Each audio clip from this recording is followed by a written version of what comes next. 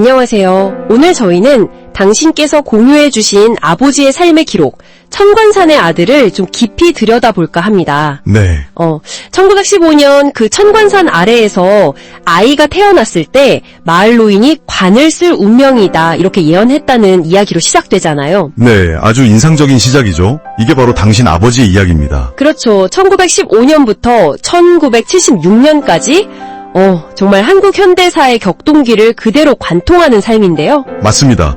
일제강점기부터 6.25 전쟁 또 산업화 시대까지 한 개인의 삶을 따라가는 여정인데 단순히 사건만 나열하는 건 아니고요. 네네. 당신 아버지께서 겪으셨던 그 시대적 배경 속에서 그분의 꿈, 또 좌절, 가족을 향한 사랑 같은 것들, 그리고 그걸 지켜본 당신의 시선까지 함께 따라가 보려고 합니다.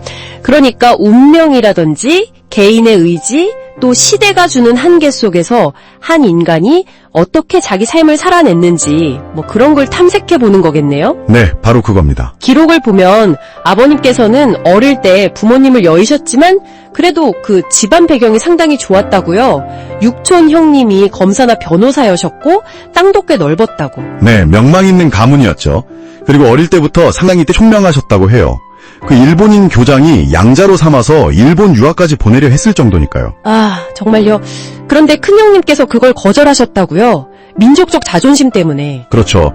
그 대목이 참 흥미로운 지점인데 여기서부터 이미 개인의 어떤 가능성과 시대적, 가족적 요인이 막 교차하기 시작하는 거죠. 만약 그때 다른 선택을 했다면 삶이 어떻게 달라졌을까? 그런 생각도 들게 하네요. 네, 이미 이때부터 운명, 의지, 한계 이런 키워드들이 보이는 것 같습니다. 그리고 이제 24살, 1939년에 당신의 어머니와 결혼하시고 변호사 사무실 사무장으로 일하면서 더 큰 꿈을 꾸셨다고요. 네, 포부가 있으셨던 거죠. 그런데 첫 사업부터 좀 삐걱거렸습니다. 빚내서 배를 사서 쌀 장사를 시작하셨는데 그만 태풍 때문에. 아, 배가 난파됐군요. 시작부터 시련이 컸네요. 네, 그리고 공무원이 되려고 시험도 보셨는데 필기는 합격하셨어요. 그런데 이게 참 둘째 큰아버지께 수혈을 해드린 후에 건강이 안 좋아지셔서 신체 검사에서 계속 떨어지신 거예요. 아니, 수혈 때문에요? 아, 정말 운명의 장난 같다는 말이 딱 맞네요. 그렇죠. 개인의 노력으로는 어떻게 할 수 없는 외부 요인들, 자연재해나 이런 예상치 못한 건강 문제 같은 것들이 계속 길을 막는 상황이었던 거죠. 참 무력감을 많이 느끼셨겠어요. 당시에는 사회 안전망 같은 것도 부족했을 테니 개인이 감당해야 할 위험이 훨씬 컸을 겁니다. 결국엔 리어카로 화물 운수업까지 시작하셨다고 하니까요. 생활고 때문에요. 그러다가 6.25 전쟁도 겪으시고 가족들을 지키셨겠죠? 네. 그리고 전쟁이 끝나고 1958년, 그러니까 당신께서 태어나실 무렵에 광주로 이주를 합니다. 네, 근데 광주에서도 시련은 계속된 거죠? 그렇습니다. 사업 실패가 반복되어 인쇄업 동업하다가 사기를 당하시기도 하고, 아휴. 빵 만들어서 팔아보시기도 하고, 땅콩 안주 만들어서 납품도 해보시고, 김 도매업까지 정말 여러 가지 시도를 하셨는데, 네, 당신의 글을 보면 재능은 있으셨던 것 같은데 운이 안 따라줬다고 하셨어요. 맞아요. 재능과 성공이 꼭 일치하는 건 아니라는 걸 보여주는 것 같기도 하고요. 계속되는 실패가 사람을 얼마나 지치게 만드는지 그 아버지의 한숨과 술이 들어갔다는 대목이 참 마음 아프더라고요. 네, 어쩌면 당시 경제 상황이나 사업 기반 자체가 너무 불안정해서 개인 역량만으로는 극복하기 어려웠던 건 아닐까 그런 생각도 들고요. 충분히 그럴 수 있습니다. 그리고 아버지가 그렇게 힘들어 하실 때 이제 어머니께서 전면에 나서시는 거죠? 네, 어머니의 역할이 정말 중요해집니다. 1965년부터는 대부업도 하시고 또 그 당시에 여성들 사이에서 중요했던 자금 조달 방식인 개 있잖아요. 아, 개, 네네. 그걸 직접 운영하시면서 실질적인 가장 역할을 하셨던 거죠. 덕분에 살림은 좀 나아졌지만 네. 돈 문제 때문에 갈등도 생기고요. 돈 떼이거나 도망가는 사람들도 있었을 테고 특히 그 둘째 이모부와의 일화는 아버지 자존심에 큰 상처가 됐을 것 같아요. 그렇죠. 경제적인 어려움이 가족관계, 특히 아버지의 심리에 참 복잡한 영향을 미쳤을 것 같습니다. 네. 어머니의 강인함과 생활력이 돋보이는 동시에 그런 어려움들이 또 다른 갈등의 씨앗이 되기도 하는 그런 모습이죠. 당신께서 회상하시는 그 광주 학동 시절 풍경이 참 생생해요.